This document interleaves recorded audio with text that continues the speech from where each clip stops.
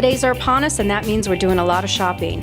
And it's become quite convenient to do a lot of that online. But with online shopping comes risks, not only from identity theft because your information is out there on the computer, but you're also having those packages delivered to your homes.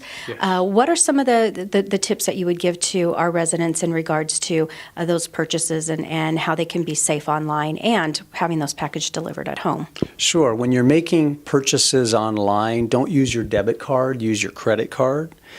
Because many of the credit card agencies will investigate fraudulent charges that are made using your credit card information. So ensure that you use your credit card. Always monitor your credit card accounts and your bank accounts. I do it probably every other day. I'll get online, I'll check my credit card, and I'll check my bank statement to make sure there's no fraudulent charges. If you're making online purchases, try to make those purchases from a service provider that you trust, from a retailer that you trust. And I've been doing that for years. I only use a couple of different retailers on a secured website, and that doesn't eliminate, but it does reduce the likelihood of being a victim of identity theft. Be wary of anyone who asks for your personal information. That's a flag, and that's something that you should question, and you should do all the due diligence that you can prior to releasing any personal information. I don't care if it's from a healthcare provider or anyone. I am always skeptical of releasing any of my own personal identifying information, and I would recommend that all of our citizens and residents do the same. So those are just some of the recommendations that I would make for anyone who is concerned about identity theft as well as shopping.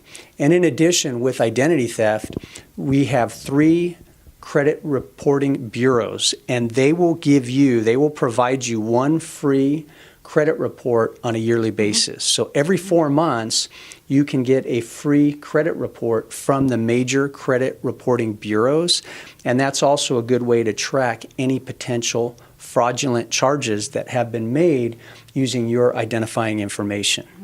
As well as any accounts that have been opened in your name. We do highly recommend that every year that you go through the 3. And those 3 are Experian, TransUnion, and Equifax, and you can find all of those online as well. Making those purchases online means that they're going to have to be shipped. Yes. Package theft is huge. We hear the stories about people following the UPS or FedEx driver or postal service through the neighborhood and picking up. What are some of the suggestions that we can give to our residents to maybe reduce the chances of them being a victim of that? What I would say is if you're going to have the package delivered to your home and you're concerned about theft, then have it delivered where a signature is required. If you're not going to be home, consider using a service such as Amazon Locker or some of the other retailers that will keep your box of retail items secured at a remote location, and you will need a unique code to access that locker box to retrieve the items that you have purchased. If the package is going to be delivered to your front door and you don't have video surveillance security at your home, consider making that purchase through the Ring program and other programs, other technologies that are priced well and affordable and will capture the thief on video making that theft at your home. And many times when they see the Ring or some other type of video surveillance camera, that will deter them. Most of our major retailers will allow you to make those purchases online and have them delivered to the store where you can pick them up.